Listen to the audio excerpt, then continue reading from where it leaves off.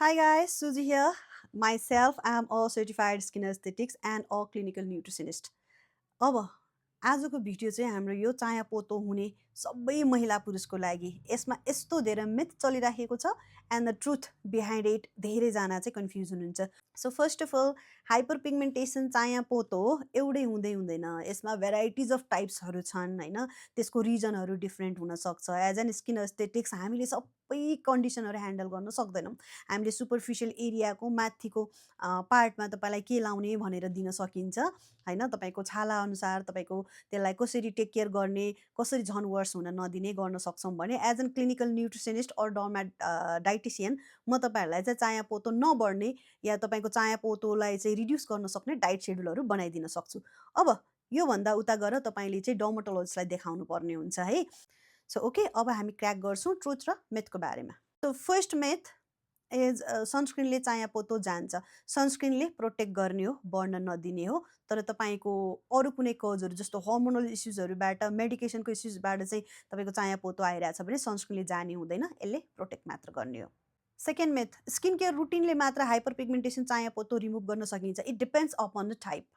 है तपाईँको यसमा डर्मिस अपिडर्मिस हाइपोडर्मिस तपाईँको चाहिँ हर्मोन्सको कारणले जेनेटिकको कारणले आउने डिफ्रेन्ट टाइपका चाहिँ हाइपर पिगमेन्टेसन मेलाजमा हुन्छन् यसलाई तपाईँको स्किन केयर रुटिनले मात्र कम्प्लिटली रिमुभ गर्छ भन्नलाई चाहिँ तपाईँको एक्सपर्टिजलाई तपाईँले प्रपर चेकअप गराएपछि त्यो कुन टाइपको हाइपर पिगमेन्टेसन या मेलाजमा हो यसलाई तपाईँको स्किन केयर रुटिनले मात्र हेल्प गर्न सक्छ कि सक्दैन त्यो गाइडेन्स तपाईँले लिनुपर्ने हुन्छ तर आफैले एउटा स्पेसिफिक स्किन केयर रुटिनमा बसेर यसले मात्र चाया पोतो जान्छ भनेर बस्नु भएको छ भने तपाईँको टाइम र पैसा दुइटै वेस्ट हुनसक्छ एकदमै भाइरल मिथ छ पानी धेरै पियो भने तपाईँको चाहिँ चाया पोतो जान्छ या पानी धेरै पिएन भने चाहिँ तपाईँको चाया पोतो आउँछ पानीले तपाईँको बडीलाई हाइड्रेट गर्ने हो चाया पोतोमा यसको खासै रोल हुँदैन तपाईँको स्किनलाई हेल्दी राख्नलाई चाहिँ अफकोर्स हेल्प गर्छ तपाईँको स्किन हाइड्रेटेड छ हेल्दी छ भने त्यसमा अलिकति कम भिजिबल चाहिँ हुनसक्छ तर पानी धेरै पिएर तपाईँको चाया पोतो जाने होइन नेक्स्ट कन्ट्रासेप्टिक पिल्स जसले चाहिँ तपाईँको चाया पोतो आउँदैन भनेर कतिले क्लेम गर्नुभएको छ तर म्याक्सिमम केसमा it is related to hormones so तपाईँलाई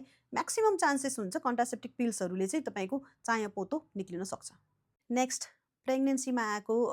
प्रेग्नेन्सी मास्क या तपाईँको चाहिँ मलाजमा या खलाजमा जेसुकै भन्नुहोस्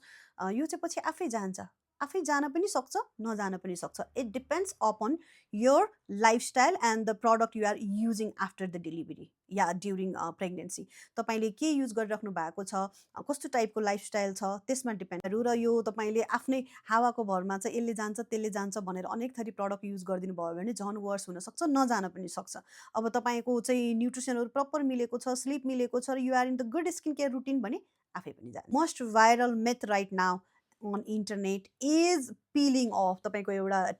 टिसिए पिलिङ नै हुनुपर्छ है त्यो पिल अफमा चाहिँ लिक्विड हालेर या तपाईँको प्याचेस लगाइदिने 3 डेज जतिमा चाहिँ त्यसलाई पिल अफ गर्दा माथिको स्किन निक्लेको एन्ड दे आर बिलिभिङ कि यो तपाईँको चाहिँ पर्मानेन्ट चाया पोतो जान्छ भनेर तपाईँको छालालाई पोलेर माथिको छाला निक्लेको जस्तै हो त्यो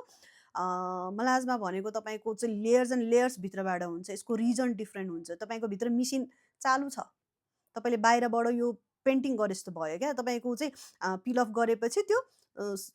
स्पेसिफिक एरियामा तपाईँले टिएसए या केही पिल लाउनु भयो त्यसले तपाईँको स्किन चाहिँ निकालिदिन्छ र तपाईँको बेबी स्किन देखियो त्यो बेबी स्किन सर्टेन टाइम पछि चाहिँ नर्मल फर्ममा या तपाईँको चाहिँ डे टु डे लाइफस्टाइलमा त्यो ग्रो हुँदै जाँदा मेच्योर हुँदै जाँदा तपाईँको त्यसमा हाइपर पिगमेन्टेसन पहिलाभन्दा पनि वर्स भएर आउन सक्छ बिकज यु आर ट्रिगरिङ एउटा हाइपर पिगमेन्टेसन मलाई त्यो मान्छेहरू हेर्नु छ जसले चाहिँ यो पिल अफ गर्नुभएको छ 3 महिनापछि उहाँहरूको स्किन कस्तो भएको छ भनेर this is the biggest myth र तपाईँको बिगेस्ट स्क्याम नै मान्न मिल्छ यो चाहिँ पिल अफ गरेर तपाईँको यो हाइपर पिगमेन्टेसन कम्प्लिटली सुन्तला छोडाको जसरी जान्छ भनेर please don't get into this things यसले तपाईँको झन् वर्स बनाउन सक्छ नेक्स्ट चाया पोतो हाम्रोमा पर्मानेन्ट जान्छ र फर्केर आउँदैन भनेर चाहिँ कति प्रडक्टहरू र प्रोसिजरहरू चाहिँ बेचिराखेको मैले पनि देखेको तपाईँहरूले पनि देखेको चाया पोतोको पहिला तपाईँले यो कस्तो खालको रोग हो भनेर बुझ्नुहोस् धेरैले यसलाई रोगै मान्नु भएको छैन यो चाहिँ तपाईँको म नराम्री देखिएँ म कुरूप भएँ भन्ने बुझ्नु भएको छ यसको रिजन बुझ्नु भएको छैन क्या यो हर्मोनल जेनेटिक मेडिसिनको साइड इफेक्ट तपाईँको मेन्टल हेल्थ फिजिकल हेल्थ मेडिसिनको लङ टर्म युज पछि हुने कुरा सन एक्सपोजर तपाईँले चाहिँ अननेसेसरी केमिकल कन्टेन्ट कुराहरू या तपाईँले चाहिँ स्किनमा लगाउने प्रडक्टहरूको इम्प्याक्ट पनि हुनसक्छ सो यसको एउटा रिजन हुँदैन र एउटा मात्र ट्रिटमेन्ट पनि हुँदैन राइट सो सो तपाईँले यसलाई एकचोटि ट्रिटमेन्ट गरेर पर्मनेन्ट जाने र फर्केर नआउने बनाउन सक्नुहुन्न। तपाईँले बच्चामा ज्वरो आउँदा औषधि खानुभएको छ भने एकचोटि खाएको औषधिले फेरि ज्वरो नआउने हुँदैन। आफ्नो लाइफस्टाइल अनुसार हाम्रो चाहिँ लिभिङ मेथड या तपाईँको लिभिङ इन्भाइरोमेन्ट, तपाईँको मेन्टल, फिजिकल हेल्थ र जेनेटिक यो सबै कुरा म्याटर गर्ने भएकोले चायापोतोको पर्मनेन्ट ट्रिटमेन्ट र यो फर्केर नआउने यस्तो हुँदैन। भनेको कति महिनामा जान्छ, कति पैसामा हुन्छ? हेर्नुहोस् यो रोगको उपचार हो। यसमा तपाईँले कति दिनमा पठाउने भनेर बडीको सिस्टमलाई हामीले ह्यान्डल गर्न या कन्ट्रोल गर्न सक्दैनौँ। अर्को कति पैसामा जान्छ? This is the treatment.